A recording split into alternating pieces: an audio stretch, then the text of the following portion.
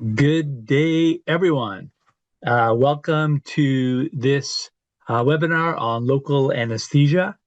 My name is David Eisen. I am a dentist from Toronto, and I'm here to share a few interesting ideas, hopefully interesting for you guys, about local anesthetics and where you might think to put them, obviously inside someone's mouth. Thank you all for attending, and this will be a 1 hour webinar. I'd like to thank Priel Pharma for sponsoring this talk. They have an article that I'm going to tell you a little bit about throughout the presentation. And I'd like to thank Viva Learning as well for providing the online platform for us to do this lecture. So let's start the presentation, and I will advance my slides. There we go. All right, good, it works. Phew, there's a few people listening to this, so it's got to work. So just a quick conflict of interest statement. Unless otherwise cited, the images that I'm presenting are open source and readily available on the internet. I've got references for everything that needs to be referenced. Also, I have no financial interests that would create a conflict of interest or restrict my judgment with regard to the content of this lecture. You should know that Purell is paying me an honorarium to do it, which I appreciate very much. But, you know, they want good local anesthesia to happen in all clinics around the world. And I think there are people listening from around the world. So their sponsorship is to that end, and I appreciate it very much. Now I'm going to present to you some injections that you might not have tried before, maybe not even heard of before. So if you do try a new technique, please be sure that you try it carefully, gently, because some of the techniques may not be what you're used to. And adhere to the steps described that I'm presenting to you and the general principles of local anesthetic delivery that we've all been taught. So generally there's 7 topics over this quick talk. I'm going to go pretty fast through a lot of slides because it's only 1 hour. I wish it was 2 or 3, but so we're going to crunch a lot of stuff into a short amount of time. We're going to talk about a few quick general concepts, then different areas of the mouth where you could deliver a local anesthetic, the gingiva and sulcus, PDL injections, intraosseous injections, injections in the mandible, injections in the maxilla, and intranasal injections. Those are the areas I'm going to talk about. And within each of those categories, I'm going to show you the newest device or product that's available, maybe brand new, that you might not have seen or tried. Or if it's not a product, whatever the latest research papers that I found a few interesting research papers that maybe help us to deliver local anesthetics in a more effective way. So one general principle is the length of your needle. There are 4 lengths available around the world. In North America, we don't have the 41 millimeter styles. We're using the so-called long needle, which is 35 millimeters. Then there's also the short needle, which is 25 millimeters, and the ultra short needle is 10 millimeters. Now, if you decide to put a local anesthetic into a certain spot in the mouth, you got to make sure that the needle is the correct one. One of the injections I'm going to show you requires a depth of about at least 25 to 30 millimeters. So, if you're using a 25 millimeter needle, are you going to have the correct depth to reach your endpoint? Also, another general concept is that the face and intraoral tissues obviously are vascular, and those vessels might be a mistaken place for us to put the local anesthetic. So if we don't aspirate, or if our needles aren't good aspirators, and inadvertently we inject the anesthetic into a vessel, well, that's the wrong place, of course. We're not going to get any anesthesia in a situation like that. And if you're thinking of the inferior alveolar nerve block, the reason I have 3 to 20% on the lower left there is because that's the percentage chance you have of touching a vessel, of getting into a vessel, if you do an inferior alveolar nerve block. Now, some injections are into more vascular areas. I'll show you one in particular, and some aren't. And so, the chance of hitting a vessel is lower depending on where you inject. But even still, we have to aspirate every time to keep our patients safe from a toxicity point of view, and to make sure that the anesthetic is going into the tissues and not intramuscular. So putting the local anesthetic into the periodontal sulcus, the gingival sulcus, that's one way to deliver an anesthetic. This is obviously more for hygiene procedures. It's not for restorative dentistry or extractions. These are products, and there's 3 of them, that allow us to squirt the anesthetic into the periodontal sulcus, wait 30 seconds to a minute.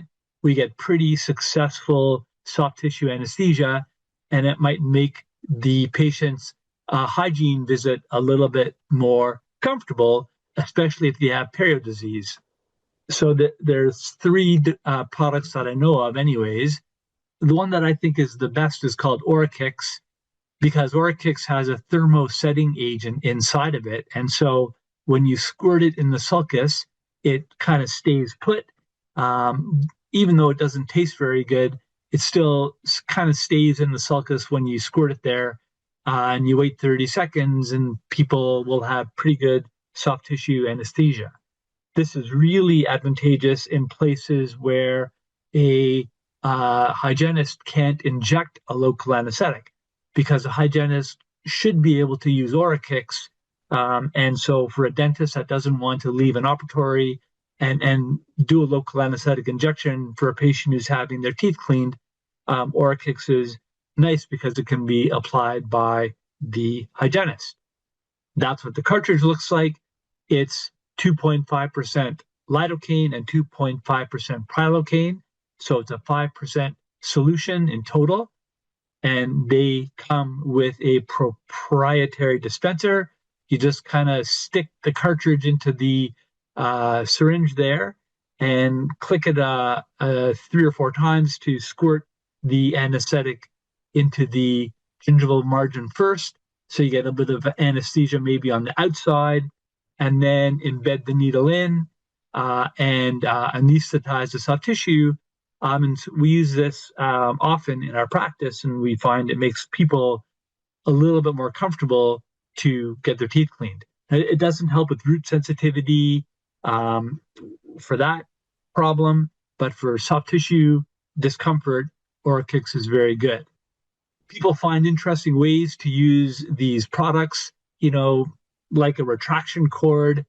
So if you squirt this, let's say on the palate, and you got to pack the retraction cord on a crown preparation, and you've only done a buccal infiltration, or to remove a temporary crown or rubber dam clamp placement, even to extract a mobile primary tooth. I've squirted this anesthetic under the very mobile tooth, wait a minute or so, soft tissue anesthesia, and I can extract this very mobile primary tooth without having to do standard injection. So this is a new product now that I'm going to show you. This is called the LQS lidocaine patch. This is a funky idea, and maybe something that really will take hold in dentistry. This is a patch system that you stick to the gingiva. Now, when the salespeople came to my office to present this to me, they gave me a bag full of other patches that they have. They have cannabis patches and melatonin patches and Viagra patches and caffeine patches. So, this patch technology is a great idea. So the patches are in this single packet, and they impregnate the medication onto the patch, and the patch is very, very sticky, and you stick the patch on to the gingiva, and this one had lidocaine on it. Now, this isn't my image. This is an image that I borrowed from one of the people who were testing out the use of this patch. But you can see how easy it is. The patch sticks to the gingiva and then it dissolves, and you keep it on there for a minute or two, and it provides pretty profound soft tissue anesthesia. We can also do periodontal ligament injections. These are another place to put the anesthetic, not into the sulcus, but right into the ligament. For this to work, this requires pressure. So we embed a needle into the PDL space, and an ultra short needle is a good one for this technique.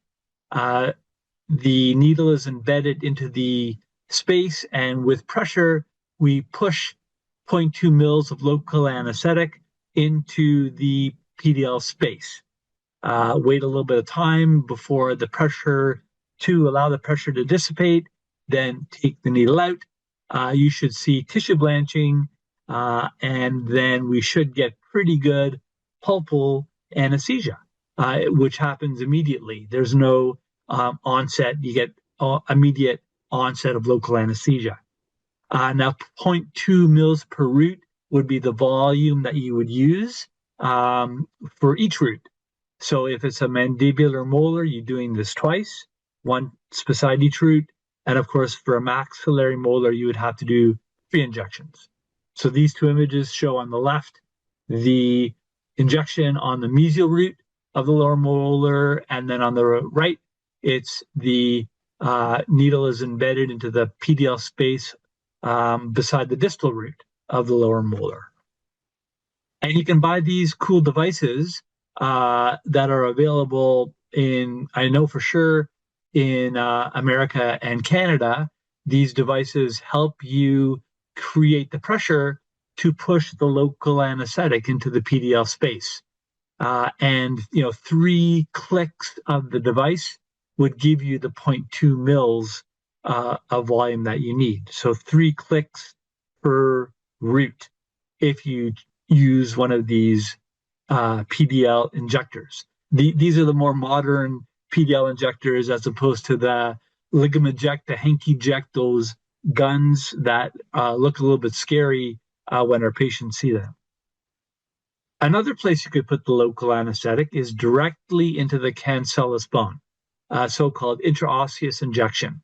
Now, these aren't unknown in medicine. These are used especially during pediatric emergencies, where access to the cardiovascular system is urgent, and putting a little hole they do this on the tibia, a little hole on the tibia, and then injecting emergency medicines into the cancellous space of the tibia bone is an effective way to give a very good bolus of drug to the cardiovascular system. So in dentistry, we can do the same thing. We can make a little hole in the bone and inject the local anesthetic into that space. Now I'm going to show you some areas where this wouldn't be effective or safe. And so always take a bite wing radiograph first to make sure there's ample bone in the area. Topical anesthetic, and then a preparatory infiltration. Give about 0.2 mils of local anesthetic, like a little buccal infiltration, to numb the soft tissue, so that when you perforate the cortex with your pecking motion, it won't be painful. So it should take 3 or 4 pecks of the drilling device, which I'm going to show you. It makes a hole in the gingiva and in the cortex, providing you access to the cancellous space. We should inject slowly. There's a maximum dose per appointment of 1 cartridge of local anesthetic. because this is akin to an intravascular injection. So the anesthetic is taken up into the cardiovascular system very quickly. And if we use epinephrine, many patients will experience palpitations. So for that reason, this is contraindicated in cardiac patients. It wouldn't be the best local anesthetic for long procedures because it does dissipate very quickly, the anesthesia, because of its application to the cardiovascular system so much. And if you have an infection or periodontal disease, you don't want to do that pecking motion in that area because that might infuse bacteria into the cancellous space and therefore into the circulation. So it's got to be healthy cardiac patients, shorter procedures, and non-infected tissue. So here is what the bite wing would show us to tell us whether or not there's enough room for the injection. So on your upper left, you see the second molar, the second molar and first molar. There wouldn't be enough space between these two roots. And if you pecked the bone in this area, you would probably violate the PDL space. Going more forward, this is a better area to do this injection. And on the lower, this also would probably be a better area. On the upper right radiograph, lots of room between the premolars, not very much room between the premolar and molar. And in fact, now we see the sinus coming into play, and we wouldn't want to inject the local anesthetic into that area. It wouldn't cause any harm, but we wouldn't get any pulpal anesthesia. The bony areas would not work very well here. We have a horizontally lying third molar, so this isn't an area that you'd want to peck into. And the best and most perfect area would be somewhere like this, where there's a lot of bony room for us to access. A few systems available to do this technique. An older system called Stavident. This on the upper left is the perforator that attaches to the slow speed handpiece. This is the needle that comes with it, an ultra short 27 gauge. This is the same size as the perforating drill. So this goes on your slow speed latch type, and this is what will do the 3 or 4 pecks against the gingiva and cortex. Another device is called X-tip. It's the exact same idea with one added feature. This is the perforator, the pecker that you'll put on the slow speed handpiece, and it comes with their own needle and attaching it to the slow speed. And the extra thing that it comes with is a cannula that goes into the cortical area. So after you've done your perforation, you take a pair of cotton pliers and hold the disc against the gingiva, take the slow speed out, and you're left with this access to the bone. So you have their needle and half a cartridge of local anesthetic per tooth, and again, maximum 1 cartridge per appointment. What about injections in the mandible?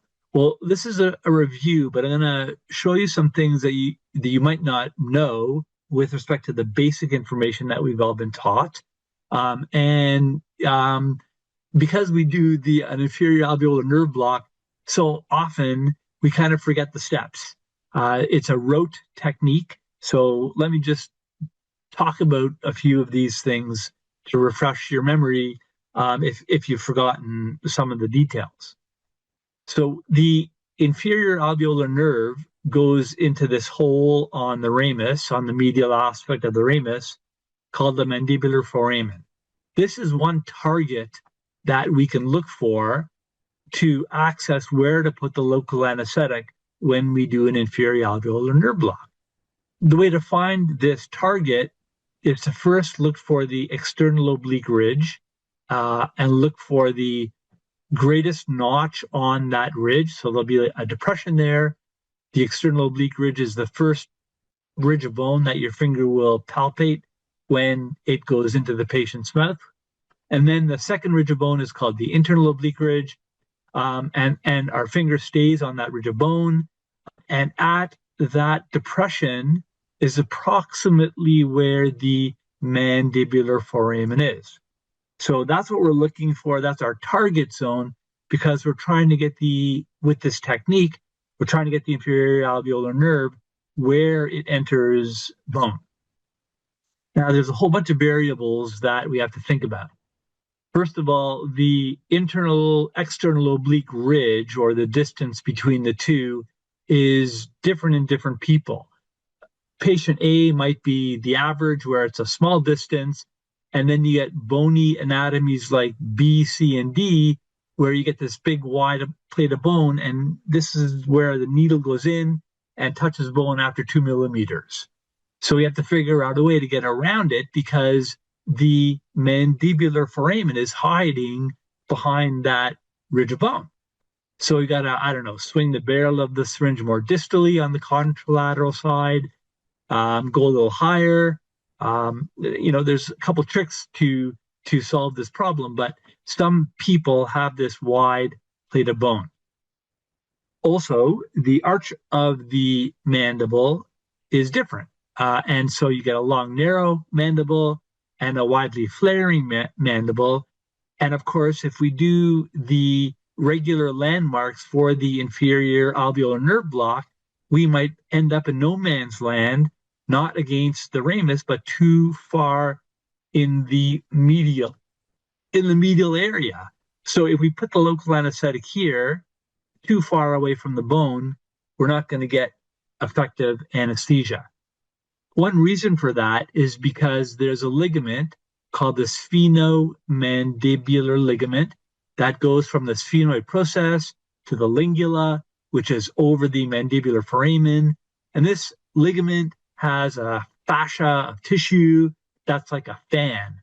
And if you don't get through it, the anesthetic likely won't get to the inferior alveolar nerve. So touching bone is an advantage. If you go in and touch bone in either of these mandibles, you've gone through that barrier. Now, of course, touching bone might hurt a little bit more for the patient, but at least it affords us the knowledge of knowing that we're not going to be doing too medial of an injection. So, many of us were taught how to do this inferior alveolar nerve block in dental school. And there's some interesting studies, I'm going to show you a couple of them that have come out to tell us that, it isn't the way I just showed you. The mandibular foramen isn't at the greatest notch of the external oblique ridge. So this study measured multiple pan-X X-rays, and they wanted to know where the mandibular foramen was with respect to the occlusal plane and with respect to the anterior border of the ramus. And there was a huge variation between those variables. And so the study suggested that on average, if you're looking for the mandibular foramen for an inferior alveolar nerve block, target 5 millimeters above the occlusal plane of the mandibular teeth, and 16 millimeters posterior to the anterior border of the ramus. So this kind of gives us an average of what to shoot for, because it isn't always at the greatest notch on the external oblique ridge. Another newer study that many of us didn't learn in dental school when we learned the inferior alveolar nerve block is where the lingula is. And the lingula is a little lip of bone that's right beside the mandibular foramen or over the mandibular foramen. So where is the lingula with respect to someone's class of occlusion? Class 1, Class 2, and Class 3 occlusion changes where we should put the local anesthetic. So for a Class 1 occlusion, the distance from the lingula to the external oblique ridge was greater than in a class 2 occlusion.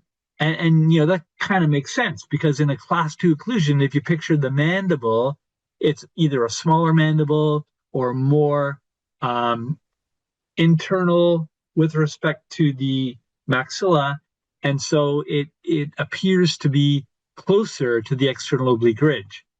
And similarly to the occlusal plane, it's the same variable. Within a class 2 occlusion, the distances all kind of shrink with respect to the soft tissue anatomy.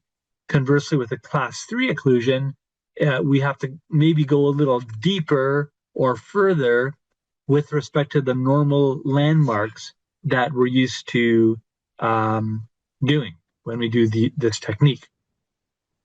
Another new-ish study looked at the inferior alveolar nerves. It looked at mandibular foramens. It looked at the canals. It looked at accessory foramen. So people might have two inferior alveolar nerves. They may have accessory foramens in the mandible in different locations. I'll show you exactly what I mean. Some people have two mandibular canals running through the mandible. So, the anatomy isn't textbook what we learn. There are a lot of variations which could affect the efficacy of the local anesthetic. So generally, without the variation, the inferior alveolar nerve supplies the hemimandible with sensation, right? We all know that. The lingual nerve goes to the tongue, right? It gives sensation to the tongue and motor function. And the mylohyoid nerve, well, we weren't sure what that nerve was, but now some newer studies, well, new-ish, have shown that this nerve is motor and sensory, but it's also sensory to the teeth. And I'll show you how that could happen.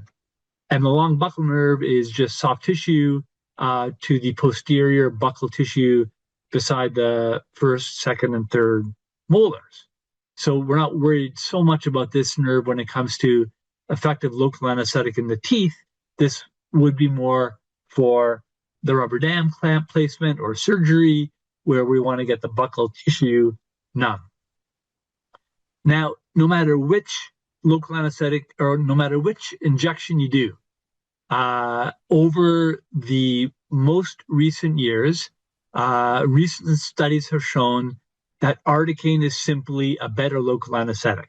So meta-analyses have been done, and it's been shown that articaine has a longer duration, it has a faster onset, it has improved efficacy with infiltrations in the mandible, which is very interesting because in some cases you might not have to do an inferior alveolar nerve block. It has potential anesthesia in the palate via a buccal infiltration only. So there are studies that show for regular dentistry, if you need palatal anesthesia, or at least you need the palatal root to be numb in a maxillary molar, there's the potential for that with only a buccal infiltration with articaine. And also some studies have shown that articaine is better in areas of infection. So, I mean, that's just one thing about articaine. You guys can do your own research and search up the meta-analyses that are available in the literature. And one of the reasons why Purell sponsors this lecture is because they make articaine. And so this is just a quick commercial to show you their articaine, which is as good as any other articaine. And given that articaine is a more effective local anesthetic, I felt that it was important to show you that. So now let's look at the inferior alveolar nerve block. So this block was invented, believe it or not, in 1884. And we're still learning it in dental school, which is quite amazing. And it wasn't invented by a dentist. It was invented by two surgeons who were using cocaine as a local anesthetic, and they were doing different nerve blocks. They were doing shoulder blocks and lower arm blocks and they started to try and figure out an inferior alveolar nerve block, and they did with cocaine, and it worked quite well. So they knew where, from doing anatomy on cadavers, they knew where the inferior alveolar nerve was, and they figured out a way to block it with cocaine. Now, unfortunately, they were both addicted to cocaine and they were injecting each other, and so that became a massive social problem, which, in a whole other story I can tell you, thankfully led to the invention of Novocaine Procaine, but that's for another lecture. That's a whole other thing. But the inferior alveolar nerve block was invented under these conditions, not for dentistry, but for two guys having a good time with cocaine. So it's widely taught. It's a rote technique, as I said, and it has a relatively fast onset if we're accurate. However, it's not accurate. And so it has a very low success rate. At best 90%. Some studies show it to be below 50%. And part of that is, are you operating in the area that's not numb? So despite the fact that this is a poor technique for successful block for the whole hemimandible, you might do this technique and not be operating in an area that's not numb. So you just don't notice that the whole area didn't get good anesthesia. So this doesn't account for some nerve anatomy that I'm going to show you. It doesn't account for bone anatomy that I've already showed you. It doesn't allow you to get hemostasis beside a tooth, so you still have to do that.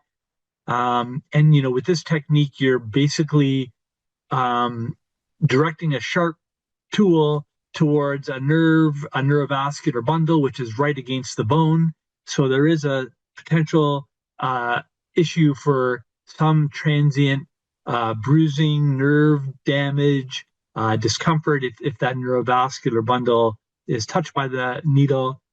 It doesn't help people with big tongues. It's a tough technique. It hurts. Long buccal nerve doesn't get numb. And so this is where you're putting it. You're putting it here, hopefully right beside the mandibular foramen, kind of right along this greatest depression where our finger is sitting. So here's the technique. Our finger or thumb goes in, palpates the external oblique ridge. Here's the internal oblique ridge. The puncture point is between our palpating finger and the pterygomandibular raphe at about the middle of our finger. So that's kind of where we go, straight in, parallel to the occlusal plane, about 25 millimeters deep. So there's the final injection. And if you're using a long needle, that's good, because you can see 10 millimeters of needle sticking outside of the tissue, and so you know how deep you've gone. Long buccal nerve, you got to do this if you need soft tissue anesthesia beside the molars. So two different people came along and described a closed mouth block for the hemimandible. And this might be good if somebody can't open their mouth. Good, because it's a closed mouth technique, so it's a good thing they can't open their mouth. This is, if they've got a big tongue, this keeps the tongue out of the way. For strong gaggers, you don't have to stick your finger in their mouth while their mouth is open wide. Maybe for, somebody who's scared, this may be less threatening to get because their mouth can be closed. You're not directing the needle against a neurovascular bundle. Do you get long buccal nerve anesthesia? Probably not. Maybe it's a bit less painful, but this is a hard technique to do. You've got to be used to the anatomy. It's not going to be comfortable for the first number of times. It's hard to see it. I'll show you in the upcoming slides. The syringe might scrape the gingiva. The ramus might be flaring. There might be a large zygomatic ridge or internal oblique ridge. Sometimes some bony anatomy precludes us to be able to do this technique. You're about 10 millimeters above the inferior alveolar nerve block. So, the finger goes in the mouth if the person can open their mouth. Do the standard palpation as you would be for the inferior alveolar nerve block, and then move your finger up 10 millimeters to landmark this. So there's the inferior alveolar nerve block, and there is the Anesthesia block about 10 millimeters higher. Still going straight in, up parallel to the occlusal plane. There's no angle to this. Here's where your needle and syringe would be. You're on the buccal side of the buccal plate of the maxilla, right around the root apices of the maxillary teeth. So you can see it's a little bit of a higher injection. And we're going through this bony window between the ramus and the zygomatic area, or the buccal plate of the maxilla. And you can imagine if this was a more bony area and this bone came up a little higher, not everybody has an open window like this. And so if you have the person open a little bit and excurd laterally towards the side you're injecting, this kind of window opens up a little bit. It makes it a bit easier to do the procedure. So here is my finger palpating the height of the inferior alveolar, the standard block, the alveolar nerve block, the inferior alveolar nerve block, I got it. And then I move it up 10 millimeters, and the middle of my finger is at about the mid aspect by the root apices at the mucogingival line. So the mucogingival line in the maxilla, near the root apices, the middle of my finger should be around at that height. And doing the injection, you can see we're reflecting the maxillary lip, so you can see it better. Patient is excurting laterally towards the side of the injection. And in we go, and the final depth is there, and you can see some of the needle. Bending the needle might help a little bit as well, help you get around those anatomical landmarks. Now that I'm going to leave you with this summary. If you want to try this technique, you can read the summary and practice it in your clinic. There's a handout with this presentation, so you'll have the steps to do it. The Gaugates block is another way to anesthetize the hemimandible. This is a higher block, and this time there's an angle to it. The advantages are mostly that it depends on touching bone. That's the one advantage. And the second advantage, because it's the highest block described that we do, it should get the mylohyoid nerve and long buccal, but especially the mylohyoid, which I'm going to show you, gives you accessory innervation to the dentition. Mouth has to be open wide. We still have to do infiltrations for hemostasis beside the teeth we're working on if we need that. So the three blocks: conventional block, Gaugates or Akinosi, and Gaugates with an angle.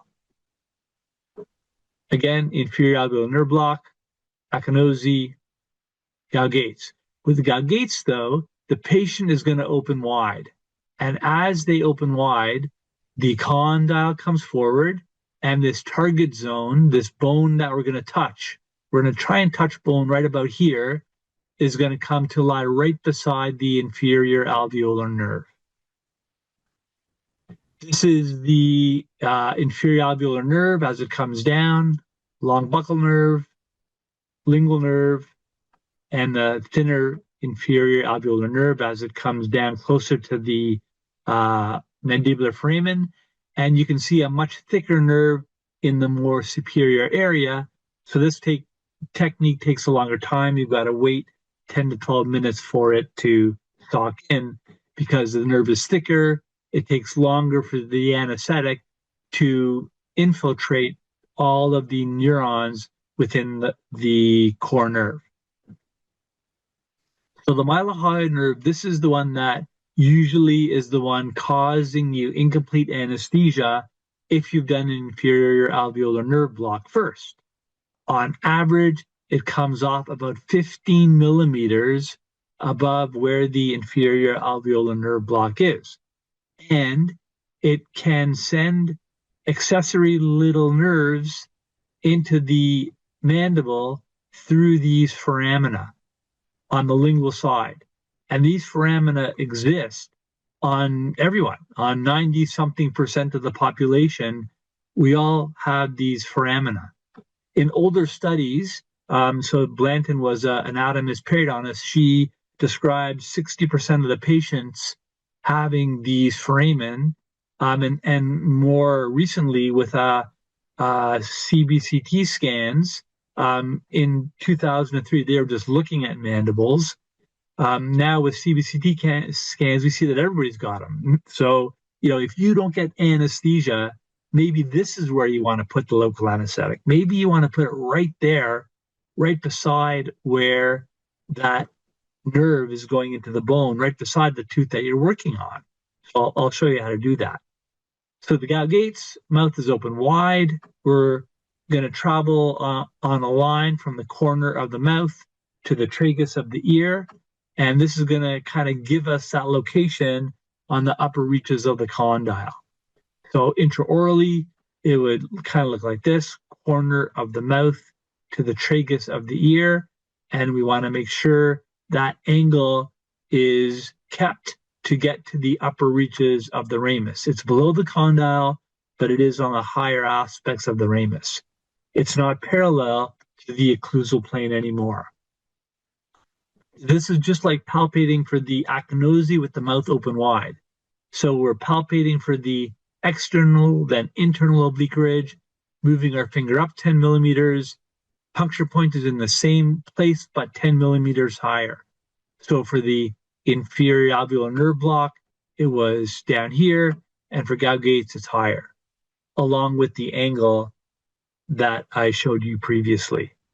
Some people describe the palatal cusp of the second molar to be a landmark, but I wouldn't go by the dentition because obviously the dentition can move or over-erupt or whatever.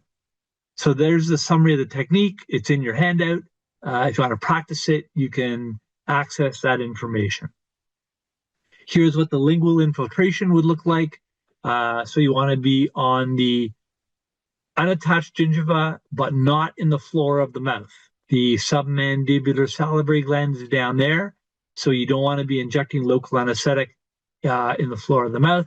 But on the ridge, on the soft unattached gingiva, if you have one of those foramen right here and you can't get this first molar numb, that might be a good place to put half a cc of local anesthetic. And the patient shouldn't feel it because you've already done the block, and so they're probably numb. What about the maxilla? We don't generally think about blocking the maxilla, but let me show you a cool technique. So just by review, the maxillary teeth are innervated by the maxillary dental nerves that are part of V2, or the maxillary nerve.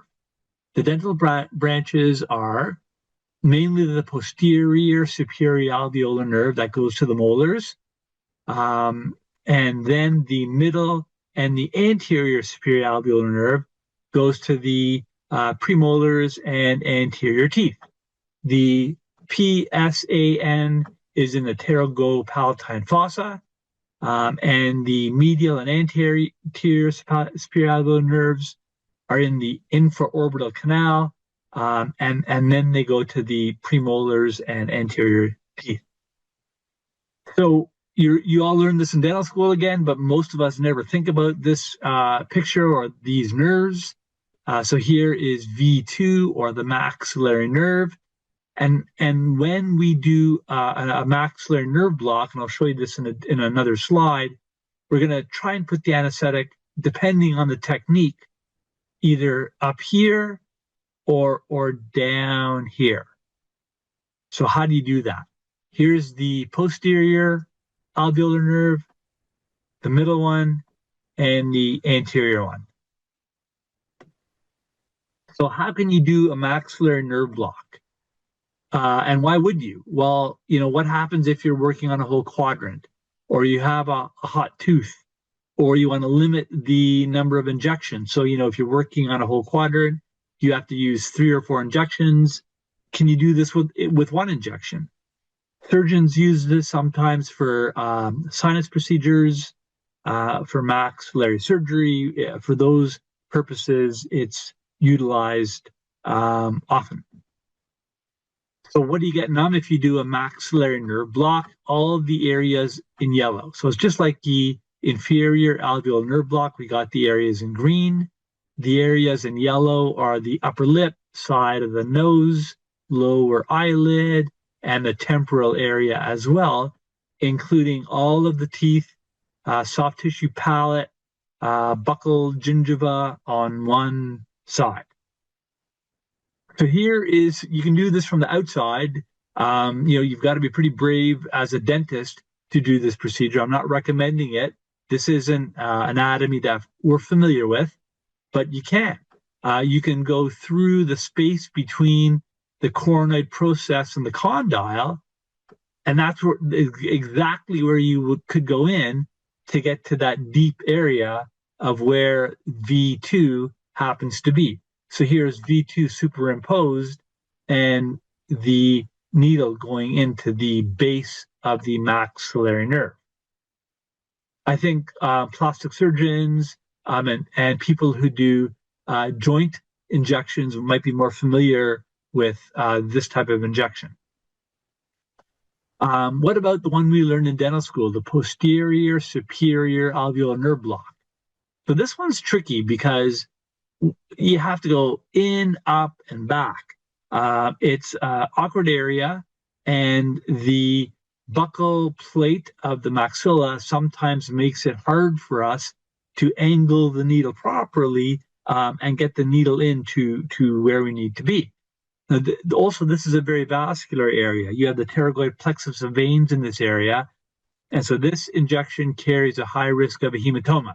So if you do enough of these, you're going to get someone who has their face balloon out because of a big hematoma that happens from the trauma of the needle touching the artery.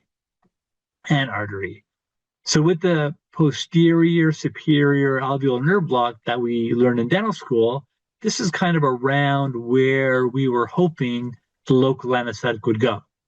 And we're giving a whole cartridge, so hopefully that's enough to anesthetize all of the dental branches. If you're in the right place and you put enough anesthetic up there, it could work, but it's awkward and there's the risk of hematoma.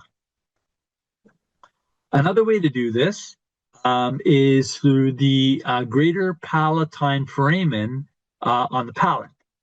So this is not tricky if you're used to it, but it's something that may seem completely foreign and uncomfortable. And if it's foreign and uncomfortable, don't do it.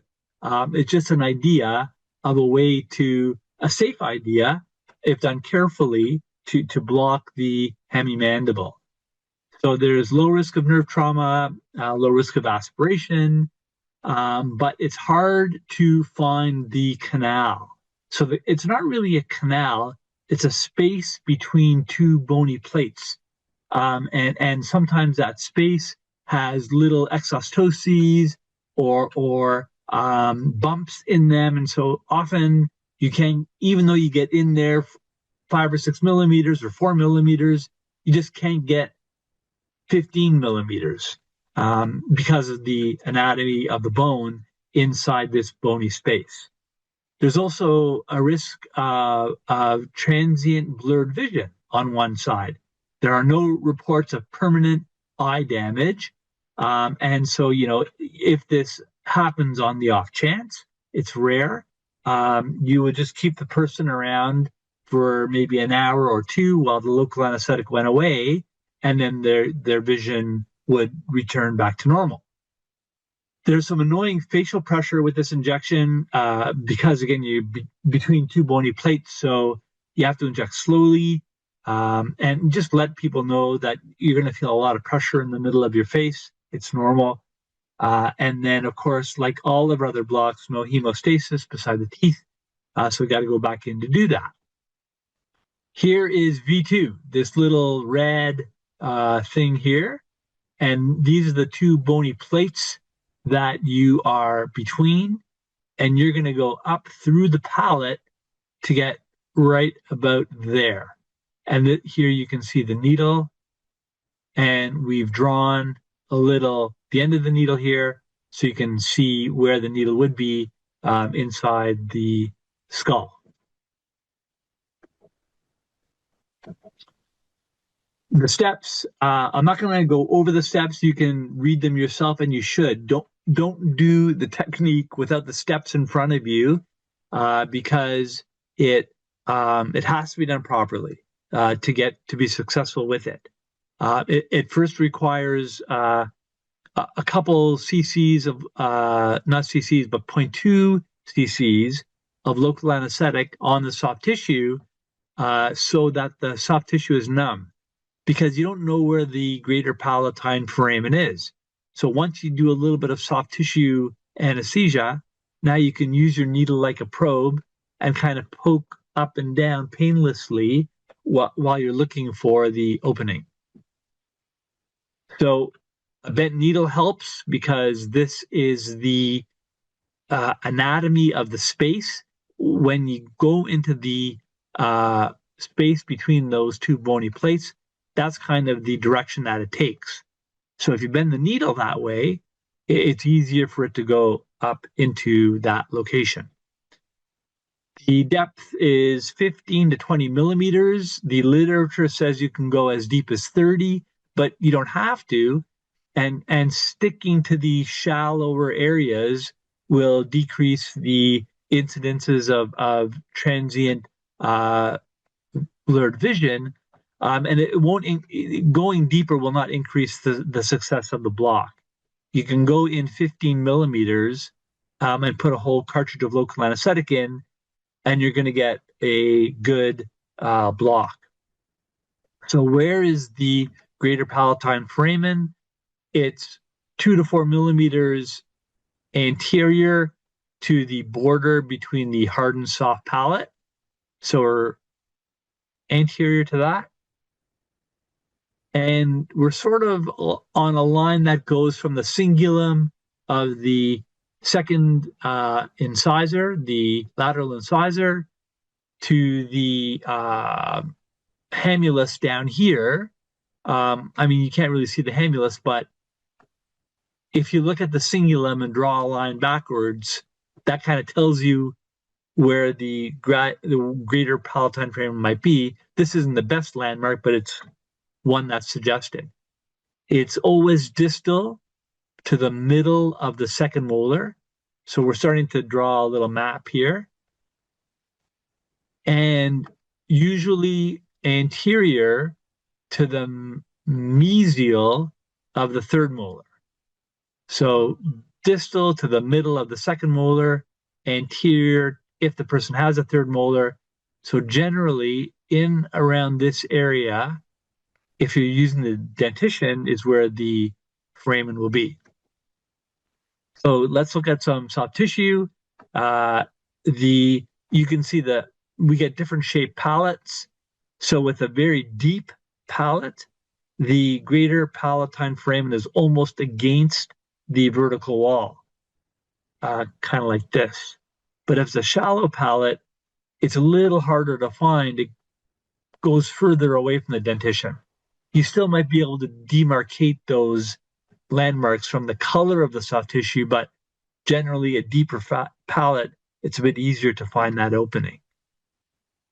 So we kind of zero in on where it is and maybe bend your needle 45 degrees and do a bit of 0.2 mils of local anesthetic and use your needle like a probe and go in about 15 millimeters, and you should get good soft tissue anesthesia.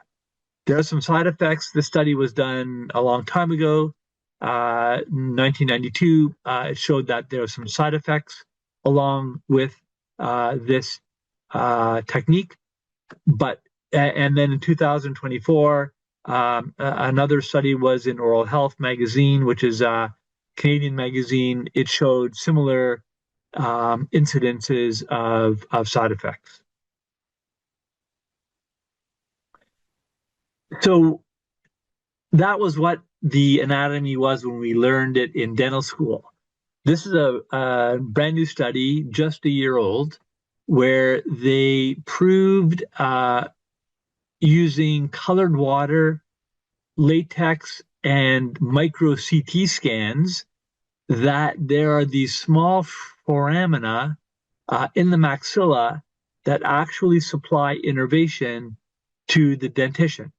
So, we thought that it was the PSA, MSA, and ASA, but it's actually not just those nerves.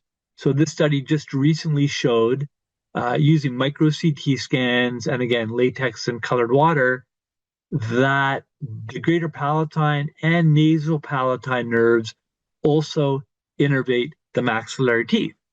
Now, that might not change your approach with respect to a local anesthetic, but it just is interesting that what we thought we knew was all there was, especially with anatomy.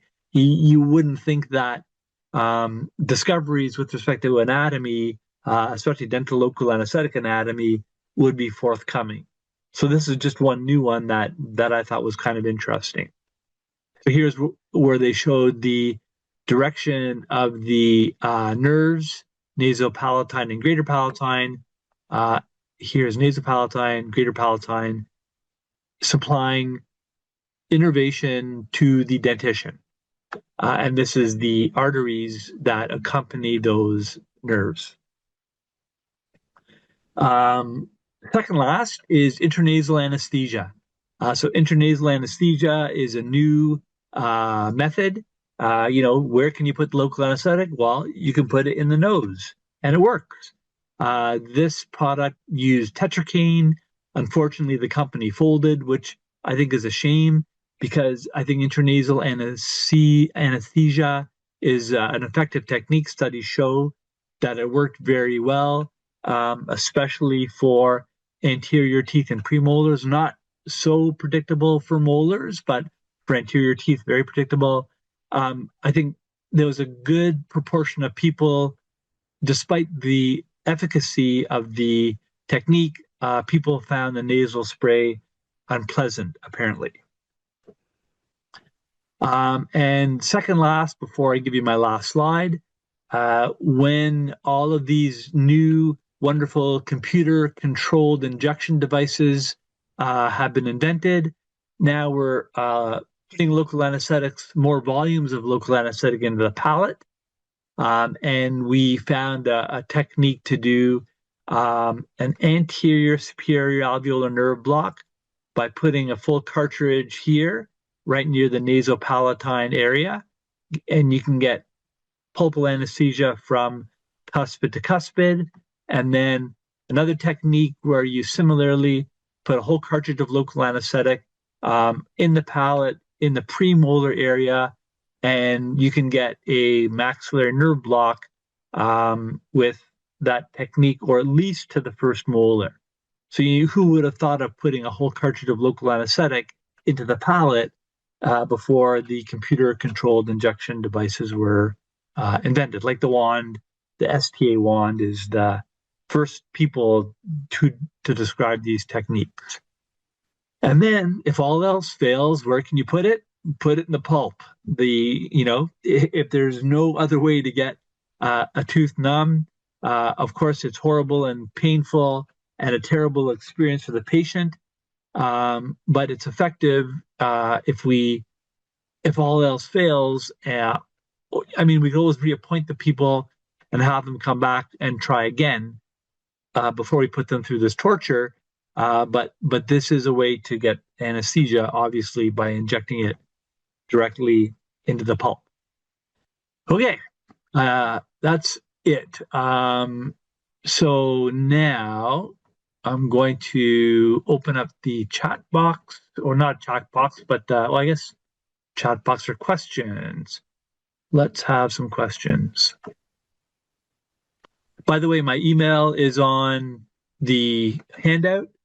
And so if you have a question, you don't have to answer it now. You can always email me and ask it anytime. All right. Okay, so you just got to give me a second to read the question, and then I'll read it also and tell you.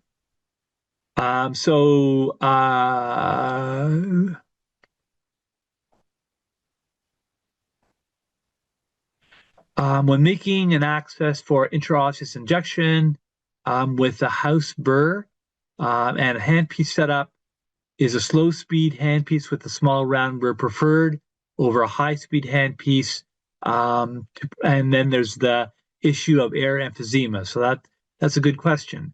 If you're going to do intraosseous injection with a burr needle system, the burr should be a slow speed round burr, not a high speed burr. And to avoid air emphysema, do the perforation on attached gingiva. If the perforation is in unattached gingiva, yes, there's a risk for some emphysema, and you'll also damage the soft tissue. So always do the perforation in the attached gingiva to avoid that problem. But yes, a small round burr in a slow speed handpiece, and then your 27 gauge short needle. Next question, are there new studies regarding inferior alveolar nerve blocks with articaine, contraindications, and risks? So there are lots of new studies, and there are a lot of meta-analysis studies that show articaine is shown to be as safe a local anesthetic to the ones that it is compared to. The older studies that were done that showed retrospective studies showing that articaine could cause paresthesia were retrospective studies, and those we have to keep those in mind. But the newer meta-analysis studies now are showing articaine is safe for nerves. The other consideration is that all local anesthetics, regardless of which one we choose, are neurotoxic. And there's actually one study that shows that lidocaine, pure lidocaine, applied to a nerve cell in a laboratory setting is more neurotoxic than articaine. So, all of these things, we have to weigh them all and decide, is articaine our go-to for inferior alveolar nerve block, or maybe not in children or smaller people, or maybe we're going to use a Gauge block in that situation. But some studies show that articaine is as safe as lidocaine. How would you manage a hematoma from a PSA block? I would do direct pressure and not let them go. Direct pressure on ice, like with an ice pack, and not let them leave your office until you know for sure it's stopped getting bigger. If it keeps getting bigger, call an ambulance and get them to the hospital as soon as possible. Will the handout be emailed to you? I'm not sure. Ask Viva Learning. I think it should be available on Viva Learning's website. Have you used the local anesthetic buffering system? Yes, there are 3 local anesthetic buffering systems. There's Onset, there's a Nutra, and there's Pro Buffer that Septidont has. And those products are very good. They help you get better anesthesia, especially in infected areas. It gives you faster onset of anesthesia and maybe even longer duration. So I recommend the buffering systems are good.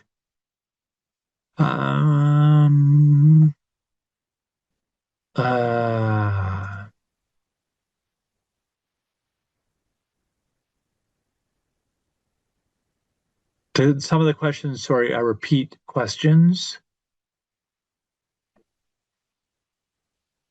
So what is the preferred method to anesthetize the mandibular teeth? It depends on the patient. For a block, I think the Gauge is the best way to go because of the mylohyoid nerve.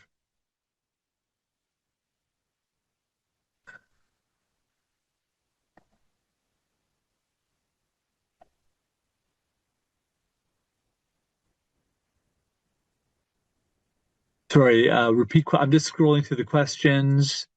Um, so, what is the spread with articaine infiltration? So, using articaine in the mandible as an infiltration drug is very effective because articaine actually is more lipid soluble and is better able to go through the tissues and into the nerve areas and give you better anesthesia because of its lipid solubility and because of the shape of the molecule of local anesthetic. Okay, that is all the questions.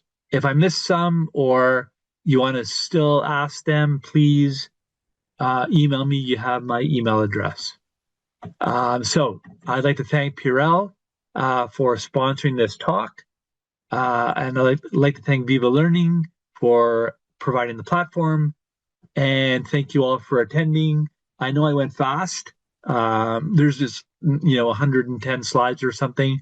So thanks. I appreciate you listening and all the best to everybody. Thank you very much.